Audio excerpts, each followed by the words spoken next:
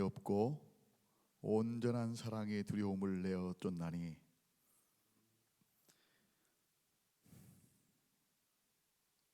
여호와께 가까이 함이 내게 복이라고 말씀하신 하나님 아버지, 오늘 이 아침에도 새벽을 깨워 주님 앞에 한 걸음 한 걸음 더 나와 주님의 음성을 듣고 주님 앞에 그 사랑을 고백하고 주님의 뜻을 발견하고 찾기를 원하는 사랑하는 우리 성도들에게 오늘도 주께서 임하여 주시고 주께서 위로하여 주시고 주께서 새 힘을 공급해 주실 것을 믿습니다.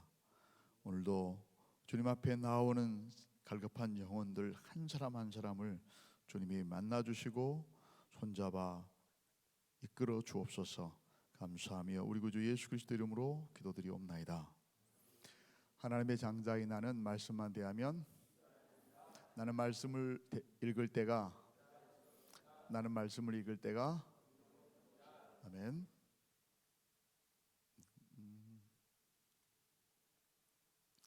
창세기 18장 25절 말씀입니다. 우리 다 같이 5번 아까 하겠습니다. 시작. 주께서 이같이 하사 의인을 악인과 함께 죽이심은 부당하오며 의인과 악인을 같이 하심도 부당하니이다. 세상을 심판하시는 이가 정의를 행하실 것이 아니니까.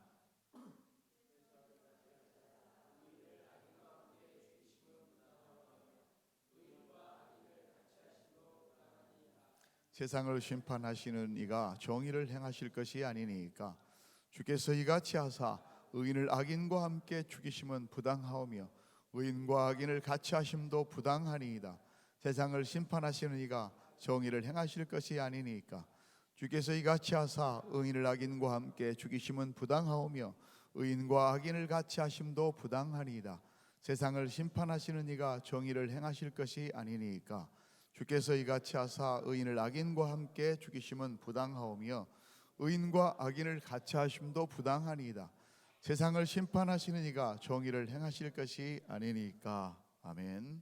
우리 제목을 함께 읽어보겠습니다. 굉장히 깁니다. 시작. 사랑은 더 가까이 나아가 더 깊고 은밀히 구하는 것이다. 사랑이 어떤 거라고요? 더 가까이 나아가는 것이고 나아갔으면 더 깊고 은밀하게 구하는 것이다. 누구에게요? 하나님께. 오늘도 이 아침에 주님께 더 가까이 나와 더 은밀한 사랑의 음성을 듣기를 원하는 여러분에게 그리스도의 은혜와 평강이 충만하기를 축복합니다. 아멘. 옆에 분들과 한번 인사하십시다. 하나님께 가까이 함이 복입니다. 하나님께 가까이 함이 복입니다.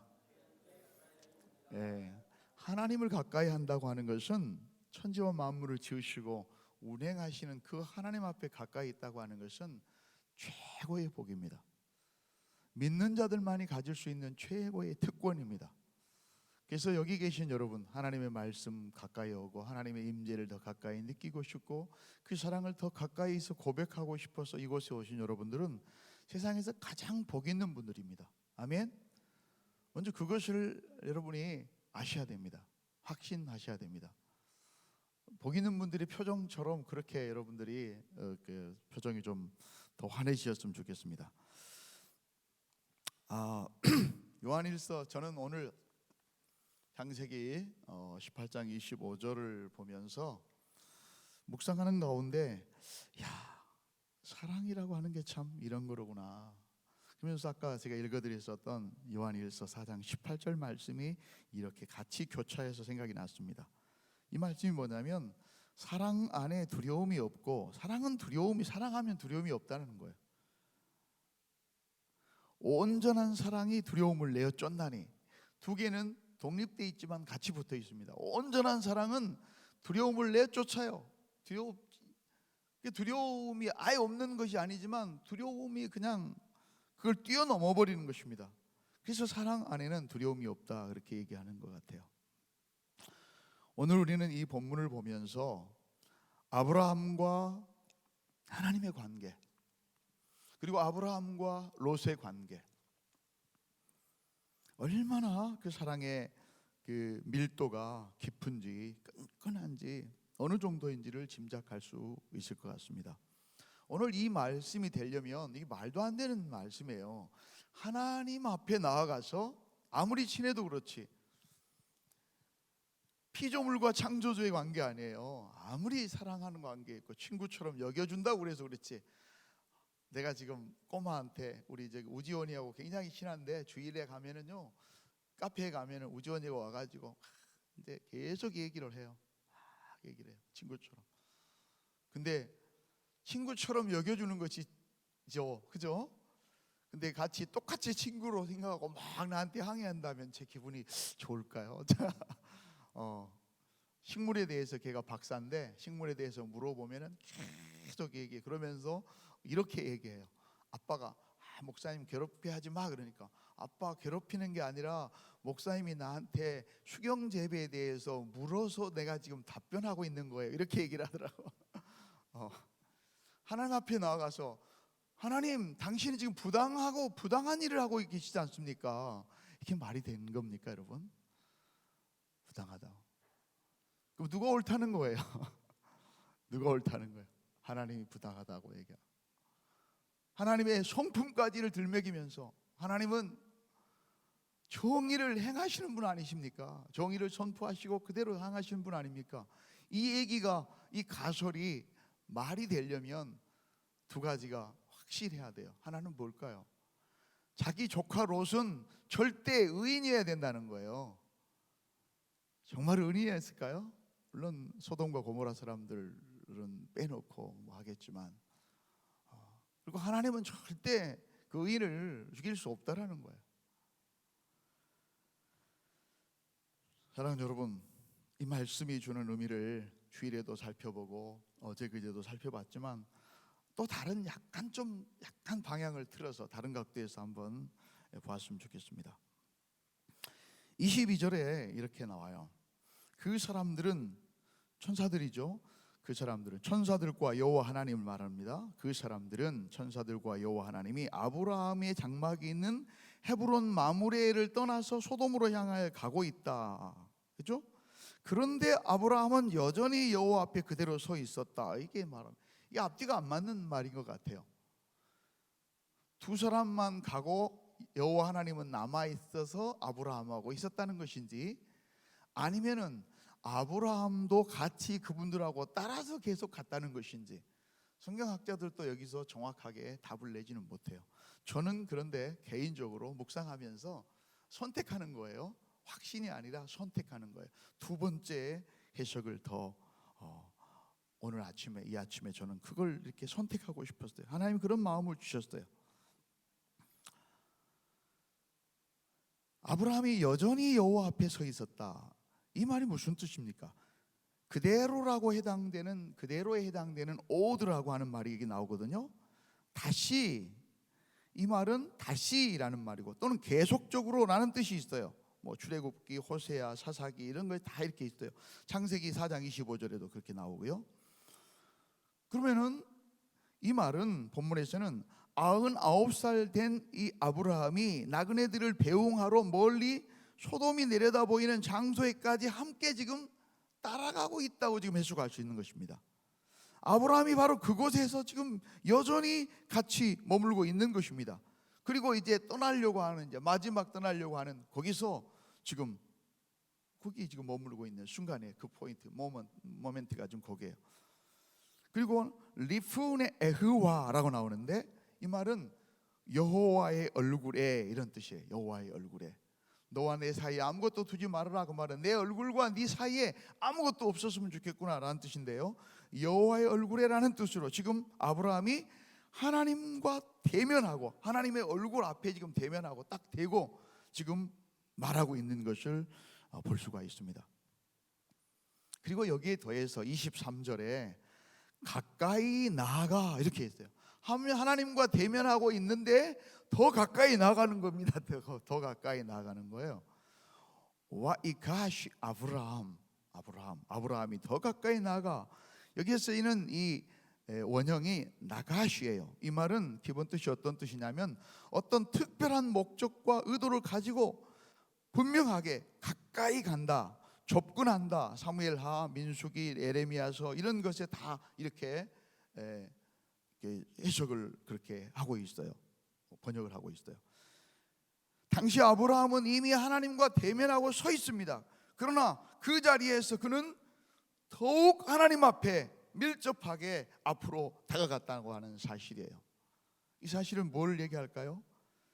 그가 소돔성을 향해서 얼마나 간절한 심정을 가졌는지를 볼 수가 있는 것입니다. 소돔성 자체가 문제가 아니죠. 소돔성 왜요? 소돔성에 사랑하는 조카 롯이 있거든요.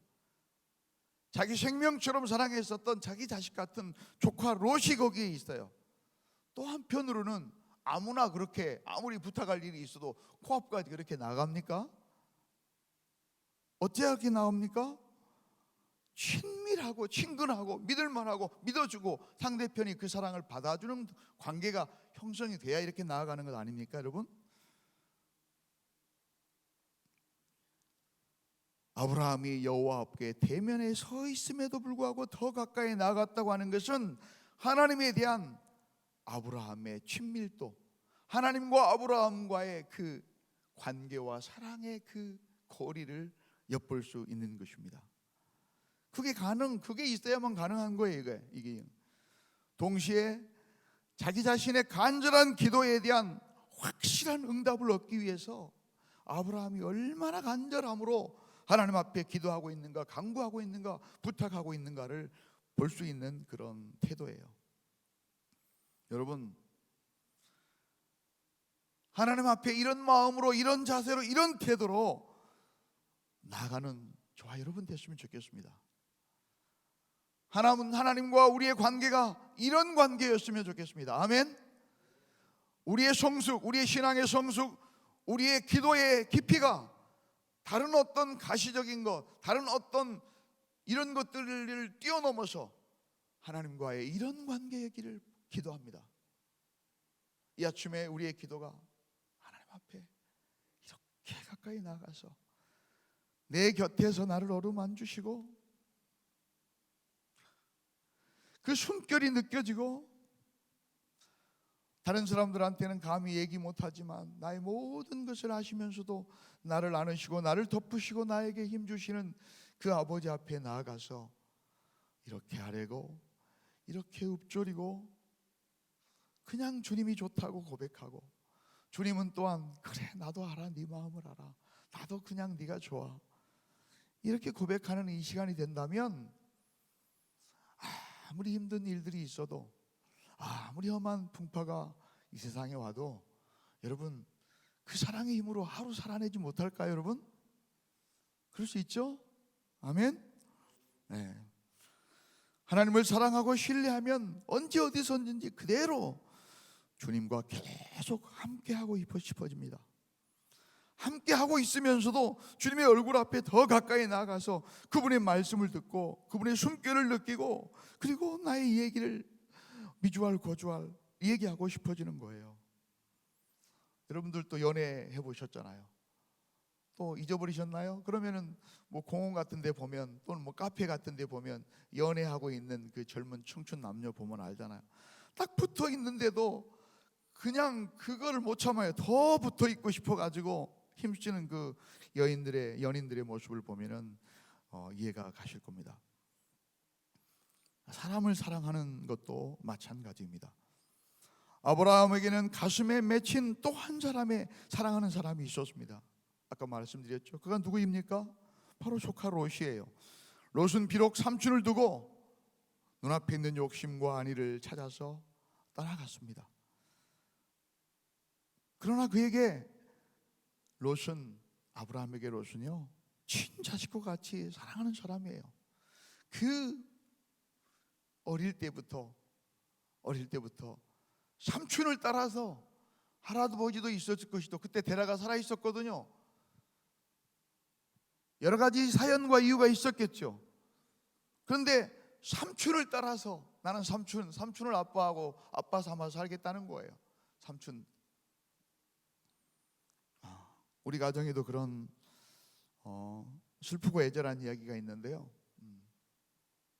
그 얘기는 오늘 동영상으로 보시는 분도 있을지 몰라서 그런 얘기는 하지 않겠습니다. 그런 따라서 저희 돌아가신 어머니가 누님 한 분을 아주 이뻐했어요. 아주 이뻐했어요. 이뻐할 수밖에 없어요. 왜? 다른 엄마 따라서 갈 수도 있었는데 나는 이 엄마하고 살겠다는 거야. 그러니 어떻게 책임지지 않겠어요? 어떻게 사랑하지 않을 수 있겠어요? 때로 속상하게 할 때도 있겠지만, 그래서 아브라함은 목숨을 걸고 자신의 모든 것을 쏟아서 다 쏟아부었어요. 엘람왕 그돌라오멜과 그와 연합했었던 그 4명의 그 왕들의 연합군을 겁이 뭐예요? 목숨 걸고 한 거죠. 급습했습니다. 급습. 그래가지고 그 조카 롯을 구해 온 겁니다. 제가 아까 말씀드린 것처럼 요한일서 4장 18절, 사랑 안에는 두려움이 없다고 그랬어요. 온전한 사랑이 두려움을 내어 쫓은 거예요. 아브라함이 그랬습니다. 또 누가 그랬습니까? 우리 주님이 그랬습니다. 우리의 부모님이 그랬습니다. 우리의 그 사랑 때문에 우리를 위해서 버림당하시고 수욕을 당하시고 온갖 고난을 기쁨으로 무릅쓰고 하늘 아버지께로부터도 버림을 자청하신 거예요. 버림을 자청하신 거예요. 그게 사랑이에요. 그게 사랑. 그 난리를 겪었으면 좀 제발 정신을 차리고 좀 모아둔 것도 있겠지만 다 잃어버렸잖아요. 물론 삼촌이 다 찾아줬긴 했겠지만 이제는 솔거해서 삼촌 내 생각이 좀 잘못된 것 같습니다. 내가 좀 더 적게 먹고 적게 싸더라도 함께 있는 게 좋을 것 같습니다 라고 같이 곁에 오기를 바랬지만 롯은 아브라함의 그 마음을 아는지 모르는지 여전히 죄악의 도성, 아슬아슬한 도성, 그냥 그대로 얼마나 갈지 모르는, 몇 조금이나 갈지 모르는 그 소돔성, 눈앞에 보이는 즐거움과 쾌락, 그 화려함, 그래서 취해서 거기서 살고 있는 거예요. 여러분, 정말 사랑한다면 이 얘기를 듣고 나서 그냥 둘 수 있겠습니까? 안 들었으면 모르지만 들었는데 그 성이 장차 심판당한 곳, 지금 당장 심판하기 위해서 천사들이 가고 있다고 하는데 그냥 알아서 하십시오라고 그냥 둘 수가 있냐고요. 하태장 전사님은 그 찬양할 때마다 가족의 이름을 부르면서 이렇게 찬양했다고 그러는데 그 마음이 사실 그 사랑의 마음 아니냔 말이에요. 지금 당장 바로 그날 저녁에 일이 일어났잖아요. 그날 저녁에 그 다음날 이제 심판이 일어나고 더더구나 자신을 친구로 여기시고 이 비밀을 자신에게 먼저 지금 귀뜸해주고 말씀해주고 있다고 하는 사실들, 그건 뭘 의미해요? 지금 마지막 기회를 주고 있다는 거 아닙니까?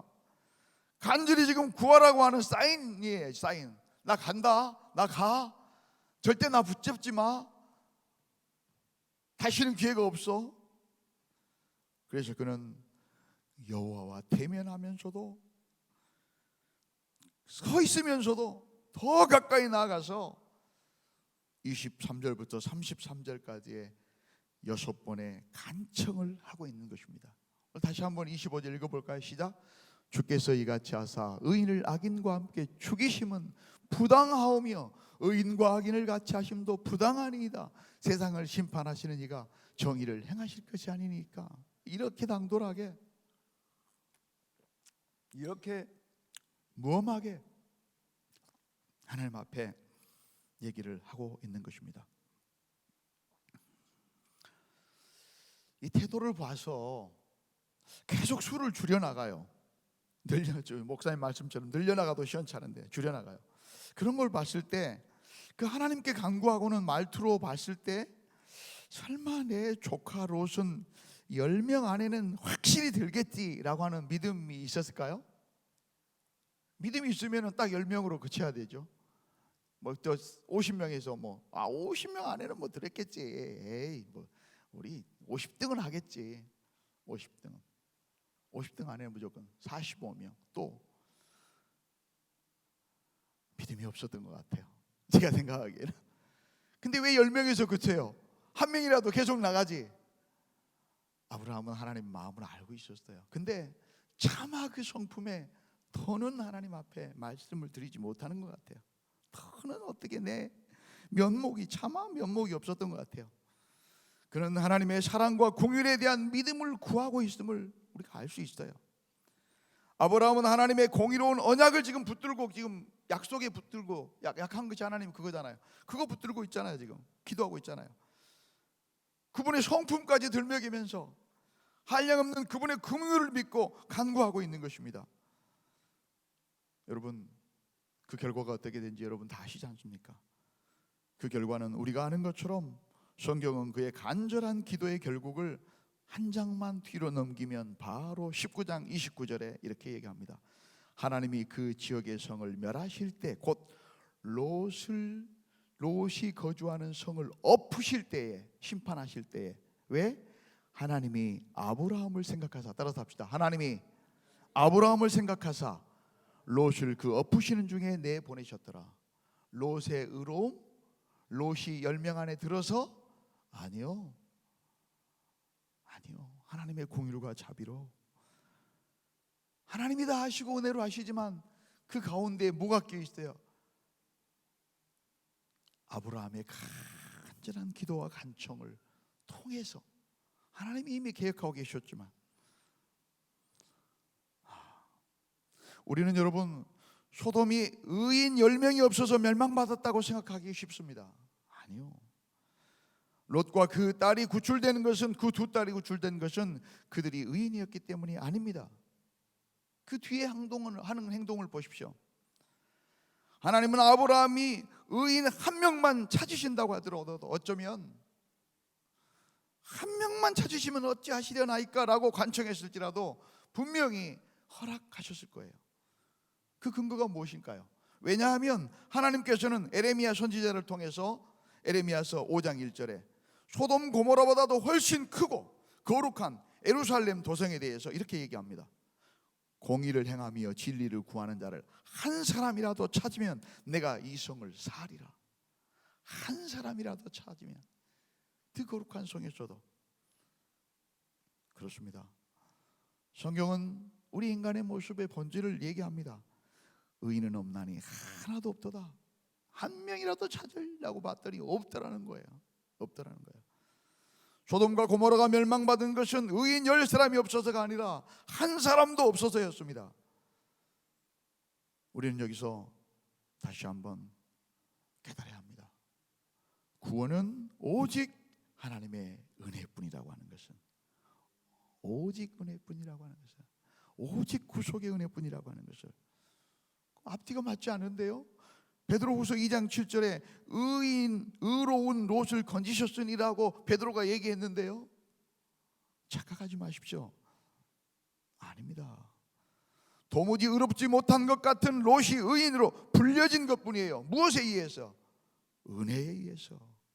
죄인인 우리가 그리스도의 대속과 중보로 하나님 앞에서 칭의 의로운 자라고 선포를 받은 것도 이 은혜 때문인 것과 마찬가지로, 사랑하는 여러분, 오늘 본문과 창세기 18장을 통해서 우리는 무엇을 알 수 있습니까?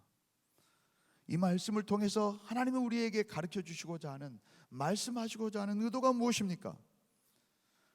우리는 하나님과 교제하는 성도들이라 할지라도 하나님께 더 가까이 날마다 매 순간마다 나아가기 위해서 더욱 힘써야 된다고 하는 것을 우리는 이 본문을 통해서 깨달을 수 있습니다.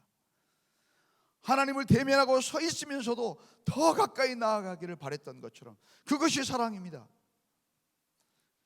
그것이 은혜입니다. 오늘 이 아침에 하나님 앞에 더 가까이 나오기 위해서, 더 가까이 듣기 위해서, 더 가까이 읊조리기 위해서 오신 여러분들은 여러분의 결단과 여러분의 믿음의 어떤 그런 동력이 아니라 하나님의 사랑의 이끄심, 하나님의 은혜의 이끄심 때문에 이곳에 여러분들은 오신 겁니다. 나이 들어서 새벽잠이 없어서 이곳에 오신 분들이 아니세요. 그게 알아야 합니다. 또 한 가지 우리가 깨달을 것이 있습니다. 그것은 무엇입니까? 우리에게 맡겨주신 영혼들을 위해서, 우리가 바로 누구라고 했습니까? 왕 같은 제사장. 제사장은 백성들과 하나님 사이에서 중재하며 기도하며 말하는 거 아닙니까? 그 역할을. 그래서 우리를 왕 같은 제사장이라고 얘기했어요. 그 소명을 받은 사람들이 우리예요. 바로 아브라함이에요. 이 시대의 아브라함이에요. 아브라함처럼 하나님께 더 가까이 나아서 그들의 영혼을 위해서 한 명이라도 붙들고 간구해야 한다고 하는 사실을 우리는 이 말씀을 통해 깨달을 수 있습니다. 아멘. 시편 73편 28절은 이렇게 말합니다. 우리 아까 따라서 했던 말씀입니다. 다시 한번 따라서 합시다. 하나님께 가까이 함이 내게 복이라. 하나님께 가까이 함이 내게 복이라. 우리 성도의 최고의 특권, 최고의 복은 무시로 하나님께 더 가까이 나와서 더 깊이 아뢰고 더 간절히 구하고 그 사랑을 고백하는 그 특권. 휘장을 갈라버리셨습니다. 예수 그리스도의 보혈로 하나님을 아버지라고 부르고 언제든지 구하고 언제든지 말할 수 있고 아뢰 수 있는 특권을 우리에게 선물로 주셨습니다. 그 고난이 뭡니까? 장자의 고난입니다. 여러분, 하나님 앞에 날마다 무시로 더 가까이 나가십시오. 그리고 하나님 앞에 구하시기 바랍니다. 하나님은 약속대로 그 구하는 자의 기도를 들으십니다. 아멘. 응답하십니다. 말씀해 주십니다. 오늘도 그 복된 은혜를 누리는 이 새벽이 되기를 주님의 이름으로 축복합니다.